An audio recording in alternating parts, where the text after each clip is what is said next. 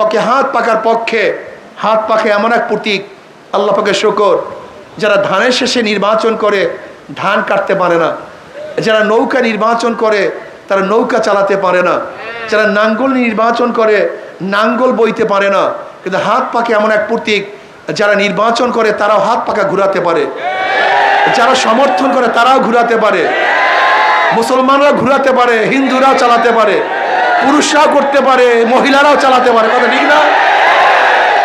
যে যে প্রতীক নিয়ে নির্বাচন করে সেই প্রতীক কেউ বিছানায় রাখে না, বুকের মধ্যে রাখে না, কিন্তু হাত পাখে এমন একটা প্রতীক যেটা ঘুমের সময় বুকের উপরে থাকে। এইটাই শান্তি, এইটাই মুক্তির পথ। আমি বিশ্বাস করি এই হাত পাকা শান্তির প্রতীক, মুক্তির প্রতীক। ইনশাআল্লাহ এই সামনে আমরা থাকবো। কিসের পক্ষে থাকবো? জোরে বলেন, কিসের পক্ষে থাকবো? রাজি আছেন ইনশাআল্লাহ? শুধু আমি একা থাকবো না, বসেন, শোনেন শোনেন শোনেন আমার শেষ কথা, শেষ কথা। মুসাল্লি আলা রাসূলিহিল কারীম, আম্মা বাদ। ওয়া আউযু বিল্লাহি মিনাশ শাইতানির রাজীম, বিসমিল্লাহির রহমানির রহিম। কুনতুম খায়রা উম্মাতিন উখরিজাত লিন-নাস তা'মুরুনা বিল মা'রুফ ওয়া তানহাউনা আনিল মুনকার ওয়া তু'মিনুনা বিল্লাহ। সাদাকাল্লাহুল আলিয়্যুল আযীম ওয়া সাদাকা রাসূলুন নবিয়ুল কারীম। সবাই দুরূদ শরীফ পড়ি। আল্লাহুম্মা সাল্লি আলা সাইয়্যিদিনা ওয়া নাবিয়িনা ওয়া শাফিঈনা ওয়া হাবিবিনা ওয়া মাওলানা মুহাম্মদ সাল্লাল্লাহু আলাইহি ওয়া আলা আলিহি ওয়া আসহাবিহি ওয়া বারাকা ওয়া সাল্লাম। আল্লাহুম্মা সাল্লি আলা সাইয়্যিদিনা ওয়া নাবিয়িনা ওয়া শাফিঈনা ওয়া হাবিবিনা ওয়া মাওলানা মুহাম্মদ সাল্লাল্লাহু আলাইহি ওয়া আলা আলিহি ওয়া আসহাবিহি ওয়া বারাকা ওয়া সাল্লাম। اللهم صل على سيدنا ونبينا وحبيبنا ومولانا محمد صلى الله عليه وعلى آله وأصحابه وبارك وسلم।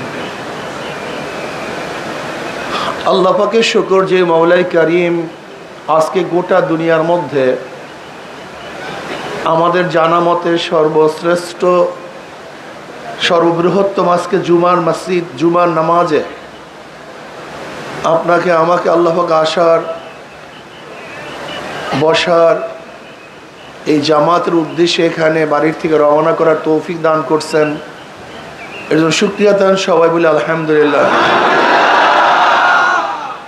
আজকে গোটা দুনিয়ার মধ্যে এই মাজলিস সবচেয়ে বৃহত্তম মুসলমানদের মাজলিস। গোটা দুনিয়ার মধ্যে এত মুসলমান একই জায়গায়, একই মাঠে, একই সাথে আছে বলে আমরা জানি না। এটা আমাদের ইতিহাসের সাক্ষী যে আমরা বৃহত্তম এক মুসলিম জামাতের সাথে জুমার নামাজ আদায়ের উদ্দেশ্যে একই সাথে বসছি। এইটাই মুসলমানদের শান মান। মুসলমানদের শান মানই হলো ঐক্যতা।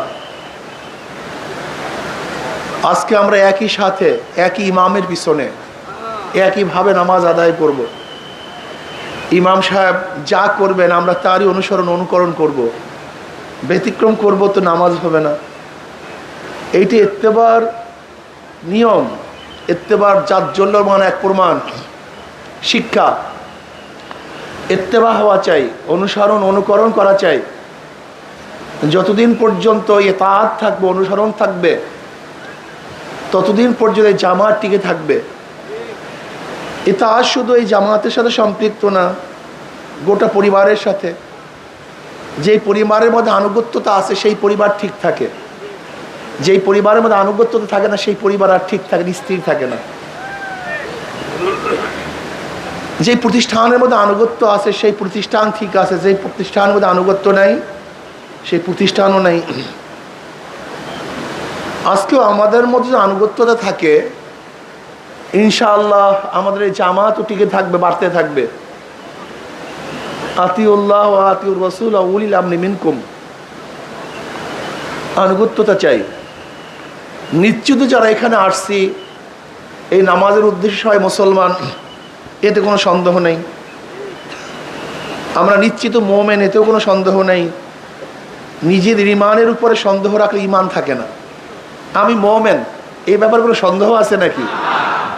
নিজের ইমানের উপর সন্দেহ রাখলে ইমান থাকে না। যদি আমি মনে করি আল্লাহ কয়জন, এই ব্যাস ইমান নেই। জান্নাত জাহান্নাম হবে কি হবে না, ইমান নেই। ফেরেশতা আছে কি নাই, ইমান নেই। আমার মিজান হিসাব বিকাশ হবে কি হবে না, যদি তারাদ্দুদের মধ্যে থাকেন, সন্দেহের মধ্যে থাকেন, মনে হয় আপনি ইমান নেই। ইমান তো একইদের নাম, বিশ্বাসের নাম। যেখানে সন্দেহ আছে সেখানে বিশ্বাস নেই, যেখানে বিশ্বাস আছে সেখানে সন্দেহ নেই। যদি আপনি সন্দেহ করেন সেখানে আপনার বিশ্বাস কোথায়? বিশ্বাস তো নেই। এর জন্য ইমানের ব্যাপারে খুব মারাত্মক সন্দেহ সঞ্চয় থাকতে পারবে না। আমি বিশ্বাস করি কোরআন আল্লাহ পাকের কিতাব, এর মধ্যে যাহা কিছু নাজেল হয়েছে সব আল্লাহর তরফ থেকে। এটা আমাদের জন্য বিধান, নিয়ম কানুন। হাদিস হলো ব্যাখ্যা। জনাব মুহাম্মদ রাসূলুল্লাহ সাল্লাল্লাহু আলাইহি ওয়াসাল্লাম ব্যাখ্যা দিয়েছেন এই আয়াতের উদ্দেশ্য কি, আয়াতের উদ্দেশ্য কি। এর জন্য আম্মাজান আয়েশা সিদ্দিকা রাদিয়াল্লাহু তাআলা আনহার কাছে প্রশ্ন করা হয়েছে যে নবী আলাইহিস সালাতু ওয়াস সালামের চরিত্র কি, আখলাক কি, আপনি বয়ান করেন। তিনি বললেন, তুমি কি কোরআন পড়ো নাই? বলছেন, পড়ছি তো। খুলুকুল কোরআন। নবী আলাইহিস সালাতু ওয়াস সালাম আখলাক হলো বাস্তব কোরআন। কি কোরআন? বাস্তব কোরআন। কোরআন হলো থিওরিক্যাল, আর নবী আলাইহিস সালাতু ওয়াস সালাম প্র্যাকটিক্যাল।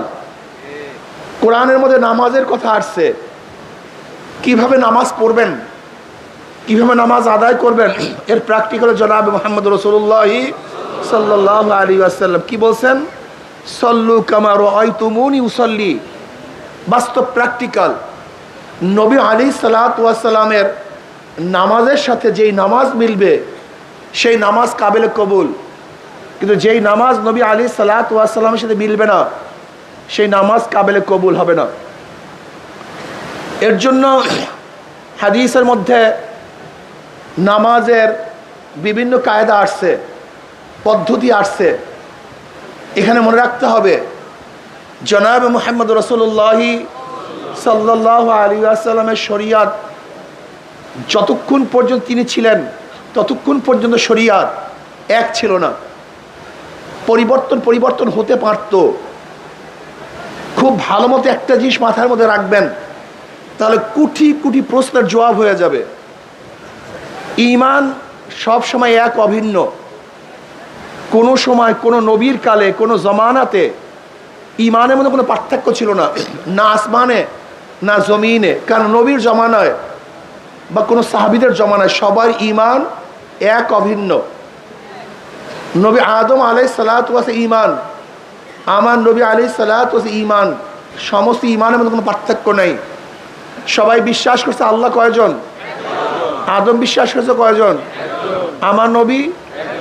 জান্নাত বিশ্বাস করছে কি করে নাই? আমার নবী। জাহান্নাম বিশ্বাস করছে কি করে নাই? আমার নবী।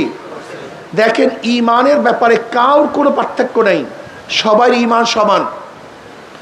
সমস্ত নবী, সমস্ত নবীর উম্মত, সমস্ত সাহাবী, সমস্ত মুমিন, হাত্তাকে কিয়ামত পর্যন্ত, আদম থেকে শুরু করে কিয়ামত পর্যন্ত যত মানুষ আসবে সমস্ত মানুষের ঈমান এক, অভিন্ন। কি কথা ঠিক না? কিন্তু সমস্ত নবীদের শরিয়াত এক ছিল না। সমস্ত নবীদের শরিয়াত, কানুন, পদ্ধতি এক ছিল না। যেরকম নবী আদম আলাইহিস সালাতু ওয়াস সালাম জমানায় ভাই বোনে বিবাহ জায়েজ ছিল, এখন কি জায়েজ? এখন জায়েজ নেই। ঈসা আলাইহিস সালাতু ওয়াস জমানায় সুগার খাওয়া জায়েজ ছিল, এখন কি জায়েজ? তার জমানায় মদ খাওয়া জায়েজ ছিল, এখন কি জায়েজ? এখন কিন্তু জায়েজ নেই।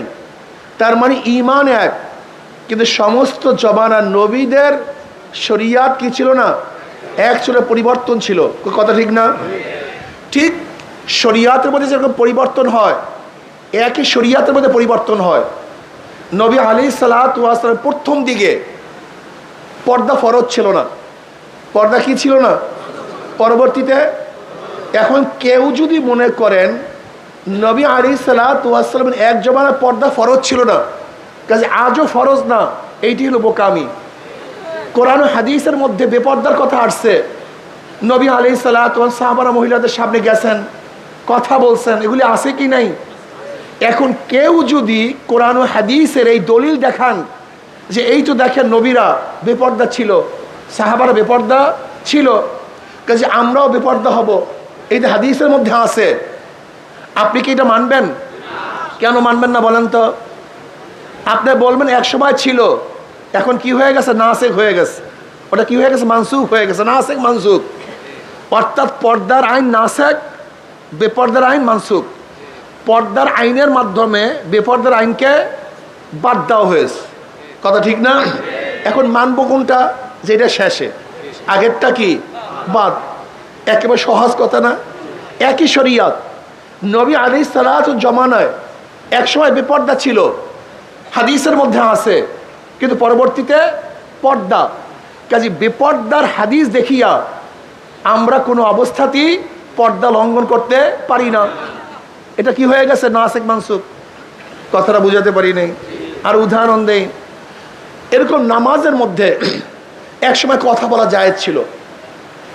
নামাজের মধ্যে কথা বলা কি ছিল? জায়েজ ছিল। এমন কি যদি কেউ নামাজের মধ্যে পরে আসতো, তাহলে যারা নামাজের মধ্যে ছিল তাদেরকে প্রশ্ন করতো, ভাই কয় রাকাত নামাজ হইছে? কথা বলেন না কেন? কি প্রশ্ন করতো? কয় রাকাত নামাজ হয়েছে? সে নামাজের মধ্যে বলতো, ভাই এত রাকাত নামাজ হয়েছে। তা যেই ব্যক্তি পরে আসছে সেই ব্যক্তি ওই পরিমাণে নামাজ পড়তো, পড়ার পরে ইমামের সাথে শরীক হইতো। কথাটা ক্লিয়ার? কিন্তু এখন কি নামাজের মধ্যে কথা বলা জায়েজ আছে? আপনারা আস্তে কথা বলেন না। হাদিসের মধ্যে নামাজের মধ্যে কথা বলার হাদিস আছে কি নাই? হ্যাঁ, এখন কেউ যদি বলে এই যে দেখি হাদিসের মধ্যে আছে নামাজের মধ্যে কথা বলছে, কাজে আমিও কথা বলবো, তখন আপনি কি বলবেন? হ্যাঁ, ছিল, এখন মাশাআল্লাহ। এটা সহজ কথা। ছিল, এখন কোনটা মানবো? পরেরটা, আগেরটা বাদ। পরেরটা নাসেখ, আগেরটা মানসুখ। এইভাবে দেখেন রফুল ইয়াদাইন, রফুল ইয়াদাইন নামাজে দেওয়া, বারবার হাত উঠানো এক সময় ছিল, পরবর্তী কি হয়ে গেছে? মানসুখ হয়ে গেছে। নামাজের মধ্যে কিছু জিনিস আছে যেগুলো তালিমের জন্য, যেমন আমিন বলা তালিমের জন্য। তালিমের জন্য যে মাসালা আসে সেটা তালিমি, সেটা কিন্তু হুকুম না। যাই হোক, এর জন্য ইখতিলাফটা আমাদের মধ্যে কোন জায়গায় হয়? যখন হাদিসের মধ্যে বিভিন্ন জায়গায় হাদিস দেখি এইটা জায়েজ, ওইটা জায়েজ, সেইটা জায়েজ, কিন্তু কোনটা নাসেখ, কোনটা মানসুখ, কোনটা আগে, কোনটা পরে, এর জন্য প্রয়োজন গভীর ইলমের। কিসের প্রয়োজন? এই গভীর ইলমের জন্য প্রয়োজন ইমামদের। এই যে আমরা ইমাম মানি, কেন মানি? কিন্তু হাদিস দেখি আমরা তো জানি না হাদিসের মধ্যে এই তারিখ লেখা নাই, এই সন লেখা নাই যে এই হাদিস আগের, এই হাদিস পরের, এই হাদিস নাসেখ, এই হাদিস মানসুখ, এরকম কথা হাদিসের মধ্যে কি? এই যে ইমামরা গবেষণায় বের করেন কোনটা আগের, কোনটা পরের, কোনটা নাসেখ, কোনটা মানসুখ, কোনটা তালিমের জন্য, কোনটা মাসালা বুঝাবার জন্য। এর জন্য আপনাদের অবশ্যই মনে রাখতে হবে যে ইমামগণ বহু সাধনা করে, চেষ্টা সাধনা করে আমাদের কাছে সমস্ত হাদিস এবং কোরআনকে একত্রিত করে আমাদের কাছে একটা মাসালা বয়ান করেন যে এখন এইভাবে এইভাবে নামাজ পড়তে হবে। এখন বলেন তো ইমামরা আমাদের ক্ষতি করছে না লাভ করছে? অথচ আমরা ইমামের শত্রু হয়ে গেছি, ইমামদের শত্রু হয়ে গেছে। কি বোকা আমরা! আল্লাহ আমাদের সবাইকে মাফ করে দেন। যাই হোক, নবী আলাইহিস সালাম প্র্যাকটিক্যাল, তিনি আমাদেরকে বাস্তব কোরআনের সমস্ত কিছু দেখাইয়া দিয়েছেন। কি কথা ঠিক না? আল্লাহ পাক কালামে পাকের মধ্যে ফরমান, কুনতুম খায়রা উম্মাতিন উখরিজাত লিন-নাস তা'মুরুনা বিল মা'রুফি ওয়া তানহাউনা আনিল মুনকার ওয়া তু'মিনুনা বিল্লাহ। তোমরা সর্বশ্রেষ্ঠ উম্মত। নবী মুহাম্মদ সাল্লাল্লাহু আলাইহি উম্মত সর্বশ্রেষ্ঠ, সবচেয়ে দামি। এর চেয়ে দামি কোনো উম্মত নেই। কারণটা কি? দুইটা গুণ এদের মধ্যে আছে। কয়টা গুণ? সবাই বলেন কয়টা গুণ? আমরু বিল মা'রুফ ওয়া নাহয়ু আনিল মুনকার, সৎ কাজের আদেশ, অসৎ কাজের নিষেধ।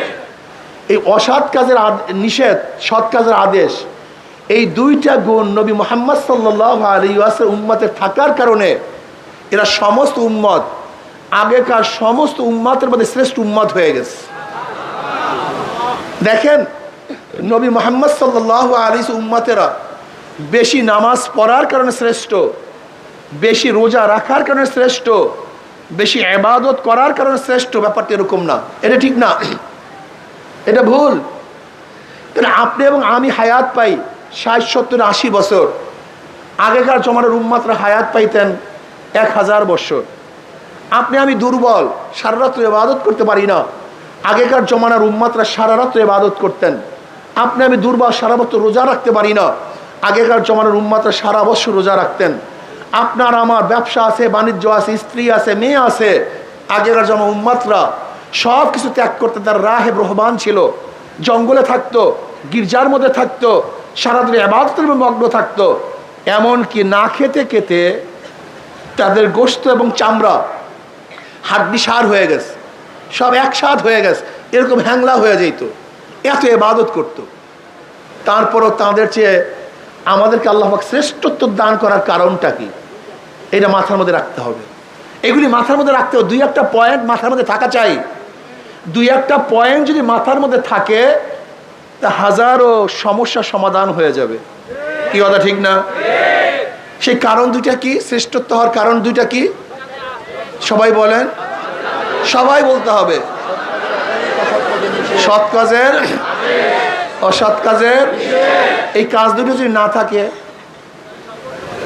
এই কাজ দুইটা যদি আপনার মধ্যে না থাকে, কোরআনের ভাষায় আপনি উত্তম উম্মত না, আপনি উত্তম উম্মত হতে পারেন না। কোরআনের ভাষায় উত্তম উম্মত হওয়ার জন্য দুইটা জিনিসের প্রয়োজন, আমরু বিল মারুফ ও নাহি আনিল মুনকার। সৎ কাজের আদেশ, অসৎ কাজের নিষেধ।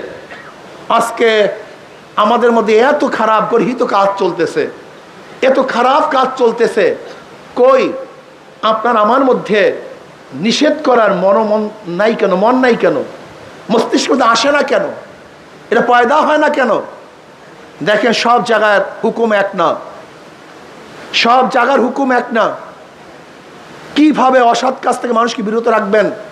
নবী আলাইহিস সালাতু ওয়াস সালাম হাদিসের মধ্যে ফরমান, মান রা মিনকুম মুনকারান ফালিগাইয়িরু বিয়াদিহি ফাইন লাম ইয়াস্তাতিফ বিলিসানিহি ফাইন লাম ইয়াস্তাতিফ বিকলবিহি ওয়া যালিকা আযআফুল ঈমান। মুসলিমের মধ্যে রওয়ায়াত আসছে, নবী আলাইহিস সালাতু ওয়াস সালাম ফরমান, যখন কোনো খোদাদ্রোহিত কাজ দেখো, গর্হিত কাজ দেখো, শক্তি থাকলে শক্তি দিয়ে পরিবর্তন করো। এখানে ইয়াদ দ্বারা অর্থ শক্তি। যদি তোমার শক্তি থাকে, ক্ষমতা থাকে, যেন সন্তান যদি অন্যায় কাজ করে, বাবা শক্তি প্রয়োগ করে তাকে ফিরাবে। স্ত্রী যদি অন্যায় কাজ করে, স্বামী শক্তি প্রয়োগ করে ফিরাবে। যদি দেশের মানুষ গর্হিত কাজ করে, সরকার শক্তি প্রয়োগ করে সেই গর্হিত কাজ থেকে তাকে ফিরাবে। কি কথা ঠিক না? যদি সেই শক্তি তোমার মধ্যে না থাকে, তাহলে কি করো? মুখ দিয়ে এমনভাবে বলো যেন পরিবর্তন হয়ে যায়। বলতে থাকো। কি মুখ দিয়ে বললে পরিবর্তন হয় কি হয় না? থেমিস মূর্তি বসাবে হাইকোর্টের সামনে, যখন আমরা মুখ খুলছিলাম বসাতে পারে নাই। শেখ সাহেবের মূর্তি স্থাপন করবে, যখন আমরা মুখ খুলছিলাম ধোলাই পারে স্থাপন করবে, মুখ খোলার পরে বসাতে পারছে? ফতুয়া নিষিদ্ধ করার আইন মুখ খোলার পরে রাখতে পারে নাই। আজকে বইয়ের মধ্যে ডারউইনের থিওরি দেওয়ার যে চক্রান্ত চলছিল, যখন সবাই মুখ খুলছি রাখতে, তার মানে এখনো যদি মানুষ অন্যায়ের মোকাবেলায় কথা বলে তা অন্যায় কাজ থাকে না। আমি প্রায় জায়গায় বলি, যেই সমস্ত মানুষগুলি আল্লাহকে সেজদা করে, যারা আল্লাহকে সেজদা করে, যারা সেজদা করে না সব বাদ, যেই সমস্ত মানুষগুলি আল্লাহকে সেজদা করে, এই সমস্ত মানুষ যদি অন্যায়ের মোকাবেলায় জবান খুলতো তাহলে কোনো জায়গায় অন্যায় থাকতে পারতো না। আপনি দেখেন যে মসজিদ, জামে মসজিদের এরিয়ায়, জামে মসজিদের এরিয়ায় যে অন্যায় কাজগুলি চলে, যেই সমস্ত মানুষগুলি মসজিদে নামাজ পড়ার জন্য আসে, ওই সমস্ত মুসল্লিরা একত্রিত হয়ে যদি সিদ্ধান্ত গ্রহণ করত, আমার এরিয়ার মধ্যে কোনো গাঁজা থাকবে না, আমার এরিয়ার মধ্যে অপকর্ম থাকবে না, ফেন্সিডিল থাকবে না, মদ থাকবে না, ওই জামে মসজিদের এরিয়ার লোকগুলি যদি অন্যায়ের মোকাবেলায় জবান খুলতো, আমি বিশ্বাস করি ওই এরিয়ার মধ্যে একটা অন্যায় থাকতে পারতো না। তাহলে কি বুঝলেন? ওই অন্যায়কে আশ্রয় প্রশ্রয় দেয় কে? এই মুসল্লিরা। ওই অন্যায়কে আশ্রয় প্রশ্রয় দেয় কে? এই মুসল্লিরা। এই মুসল্লিরা জবান খুলে না, এই জন্য অন্যায় বাড়তে থাকে, অন্যায় চলতে থাকে। এর জন্য জবান খুলতে হবে, জবান খুলতে হবে। আমি বিশ্বাস করি আজকে বাংলাদেশের যত মানুষ আল্লাহকে সেজদা করে, যত মানুষ আল্লাহকে মানে, এই সমস্ত মানুষগুলি অন্যায়ের মোকাবেলায় জবান খুলতো, মুখ খুলতো, তাহলে বাংলাদেশে একটা অন্যায় থাকতে পারতো না। আজকে অন্যায় দূর হয়ে যেত। এর জন্য জবান খুলতে হবে। জবান খুলেন। লেসান সবচেয়ে দামি, এর চেয়ে দামি কোনো জিনিস নেই। একটা মানুষকে কথা বলতে বলতে দেখবেন মানুষটা খারাপ কাজ থেকে ফিরে আসবে ইনশাআল্লাহ। জবান খুলবেন। যদি তোমাদের সেই শক্তি না থাকে, জবান খোলার শক্তি না থাকে, তাহলে নবী আলাইহিস সালাতু ওয়াস সালাম ফরমান, মনে মনে ঘৃণা নয়, পরিকল্পনা করো। কি করো? ঘৃণা এবং পরিকল্পনা মানে পার্থক্য করি। বারবার উদাহরণ দেয়, মসজিদের সামনে ময়লা, যত মুসল্লি সেখান থেকে যাবে ঘৃণা করো, আহ ইস খারাপ ময়লা, নাক চাপবে, রুমাল দিবে নাকের মধ্যে। 1 কোটি মানুষ যদি ময়লার কাছ থেকে যায় আর ময়লাকে ঘৃণা করে, সেখান থেকে ময়লা কিন্তু দূর হবে না। কি কথা ঠিক না? কিন্তু ইমাম সাহেব যদি পরিকল্পনা করে এখানে ময়লা, বালতির প্রয়োজন, ঝাঁটার প্রয়োজন, পানির প্রয়োজন, একজনের পরিকল্পনা নিয়ে বালতি দিয়ে পানি এনে ঝাঁটা দিয়ে যদি ঝাঁটা দেয়, ময়লা থাকবে? একজন মানুষের পরিকল্পনায় ময়লা নাই, কিন্তু 1 কোটি মানুষের ঘৃণায় কিন্তু ময়লা যায় নাই। ঠিক তদ্রূপ আপনাকে আমাকে পরিকল্পনা করতে হবে এই সমাজকে কিভাবে খারাপ থেকে, গরিহীত কাজ থেকে রক্ষা করা যায়, এই সমাজের মধ্যে ইসলামী হুকুমাত কিভাবে কায়েম করা যায়, খোদাদ্রোহী আইনকে বাতিল ঘোষণা করে আল্লাহর আইন, আল্লাহ আল্লাহ রসুলের আইনকে কিভাবে প্রতিষ্ঠিত করা যায়, এর জন্য সাধনা করতে হবে। কি করতে হবে? জোরে বলেন। সাধনা করতে, চিন্তা করতে হবে। রাজি আছেন ইনশাআল্লাহ? প্রিয় ভাইয়েরা আমার, খুব ভালো মতো বুঝবেন যারা চরমনাই ময়দানে আসছেন। অনেকেই মনে করেন চরমনাইওয়ালারা বিএনপি বিরোধী, চরমনাইওয়ালারা আওয়ামী লীগ বিরোধী, চরমনাইওয়ালারা অমুকের বিরুদ্ধে তমুকের বিরুদ্ধে। আসলে চরমনাইওয়ালারা কারোর বিরুদ্ধে নয়। আমাদের শাইখ ও মুর্শিদ নব্বরাল্লাহ আমার কথা বলেছেন, স্পষ্ট বলেছেন, আমরা তার ওই কথার উপর আজও আসি। তিনি স্পষ্ট বলেছেন, হে আওয়ামী লীগ, হে বিএনপি, তোমরা যদি ইসলামী হুকুমাত কায়েম করো, আমরা তোমাদের গোলাম হয়ে থাকবো। আসলে আমরা সত্যের পক্ষে, অন্যায়ের বিপক্ষে। আমাদের শত্রু কেউ নাই, মৃত্যু কেউ নাই। হুব্বু ফিল্লাহ, বুগযু ফিল্লাহ। আমরা মহাব্বত করি আল্লাহর জন্য, ঘৃণাও করি আল্লাহর জন্য। আমরা ঘৃণাও করি আল্লাহর জন্য, মহাব্বতও করি আল্লাহর জন্য। বিশ্বাস করবেন না, আমাদের স্থায়ী কোনো শত্রু নেই, স্থায়ী কোনো শত্রু নেই। যে আল্লাহর পক্ষে সে আমার বন্ধু, যে আল্লাহর বিপক্ষে সে আমার দুশ্মন, সে আমার শত্রু। আজকে যদি আপনাদের মধ্য থেকে কেউ খোদাদ্রোহী থাকেন, সে আমাদের দুশ্মন, আমাদের শত্রু। ওই ব্যক্তি যখন তওবা করবে, ওই ব্যক্তি সবচেয়ে আমার আপন, সবচেয়ে আমার বন্ধু। ওমর ইবনে খাত্তাব রাদিয়াল্লাহু তাআলা আনহু ঈমান আনার আগে, ইসলাম গ্রহণ করার আগে ইসলামের সবচেয়ে বড় দুশ্মন ছিলেন, কিন্তু ঈমান আনার পর ইসলামের সবচেয়ে বড় বন্ধু হয়ে গেছেন। হুব্বু ফিল্লাহ, বুগযু ফিল্লাহ। আসলে আপনারা শত্রু মনে করেন, আমরা কাউ শত্রু না। আমরা কি চাই? আমরা চাই একজন মুসলমান পূর্ণ ইসলাম গ্রহণ করুক, একজন মুমিন পুরো ঈমানের উপর থাকুক। এর জন্য অনেক সময় বলি, আল্লাহ পাক রব্বুল কালামে পাকের মধ্যে ফরমান, ইনিল হুকম ইল্লা লিল্লাহ, সৃষ্টি যার, আইন তার। জোরে বলেন, সৃষ্টি যার, সৃষ্টি যার, স্রষ্টা আমার আল্লাহ, সৃষ্টি করছেন আমাদেরকে, সে আল্লাহর আইন চলবে না, এইটা মানা যায় না। কিয়ামতের ময়দানে অনেক মুসল্লি দেখবে লক্ষ লক্ষ ব্যারেল মদের গুনাহ, লক্ষ লক্ষ ব্যারেল মদের গুনাহ, লক্ষ লক্ষ জিনার গুনাহ, লক্ষ লক্ষ চুরির গুনাহ, লক্ষ লক্ষ সুদের গুনাহ, লক্ষ লক্ষ ঘুষের গুনাহ। ওই মুসল্লি বলবে, আল্লাহ আমি কোনোদিন কোনো মেয়ের দিকেও তাকাই নাই, এত গুনাহ আসলো কোথার থেকে? আল্লাহ পাক কি বলবেন? আল্লাহ পাক বলবেন, দেখো খুব ভালো মতো বুঝো, আমি জানি তুমি মদ পান করো নাই, লেকিন যাদেরকে ভোট দিয়ে মদের আইন পাশ করছো, তোমার ভোট ব্যতীত মদের আইন পাশ করতে পারতো না, ওই সমস্ত গুনাহ তোমার আমলনামায় লিখে দিস। আপনি কি ভাবছেন আমাদের দেশে মদের আইন বৈধ? এই মদের আইন বৈধ কি করছে? সংসদ করছে। আর সংসদের সংসদ সদস্য কি পাঠাইছে? জোরে বলেন, এই জনগণ পাঠাইছে। খুব ভালো মতো বোঝার চেষ্টা করবেন। যেরকম ধরে নেন, আল্লাহ না করুক, এইটা একটা সংসদ ভবন, এই গোটা চরমোনাই ময়দানের সংসদ, এখানে সংসদ চলতেছে। আমি স্পিকার সাহেব বিল উত্থাপন করলাম। কি বিল উত্থাপন করলাম? যে আল্লাহ বলতে কেউ নাই। আপনারা কারা কারা মানেন? আল্লাহ বলতে কেউ নাই। আপনারা কারা কারা মানেন? হাত তুলেন। যদি হাত তুলেন অবস্থাটা কি হবে? কথা বলেন না কেন? সবাই কথা বলেন। হাত তুললে ইমান। তাহলে হাত তোলাটা কি মনে করছেন? এই হাত তোলাটা কি মনে করছেন? ইমান থাকতেও পারে। জোরে বলেন না কেন? এই হাত তোলা যেমন তেমন বিষয় না, এটা মারাত্মক বিষয়। এখন ধরেন সংসদে আজকে উত্থাপন হয়েছে মদ জায়েজ, আল্লাহ পাক হারাম করেছেন, কিন্তু সংসদ কি উত্থাপন করছে মদ? কারা কারা রাজি? হাত তুলেন। যদি হাত তুলেন, আপনি আল্লাহর বিরুদ্ধে আইন পাশ করছেন। বুঝাতে পারিনি। তা আপনি কি ভাবছেন হাত তোলাটাকে? আপনি হাত তোলার কি ভাবছেন? হা বিজয় হয়েছে, হা বিজয় হয়েছে, হা বিজয় হয়েছে, মদের আইন পাশ হয়েছে, মদের আইন পাশ হয়েছে। মুসল্লিরা খুব ভালো মতো বুঝবেন, শত্রু মনে করবেন না, বন্ধু মনে করিয়েন। শত্রু মনে করার কিছু নাই। যখন সংসদের মধ্যে মদের আইন উপস্থাপন হয়েছে, মদের আইন উপস্থাপন হয়েছে, আর আপনি যখন হাত তুলছেন, তখন অবস্থাটা কি হয়েছে? মদের আইন পাশ হয়ে গেছে, মদের আইন জায়েজ হয়ে গেছে। এই মদের আইন যারা জায়েজ করছেন, যাদের ভোটের মাধ্যমে জায়েজ হয়েছে, কিয়ামতের ময়দানে সমস্ত মদের গুনাহ ওদের আমলনামায় লেখা হবে।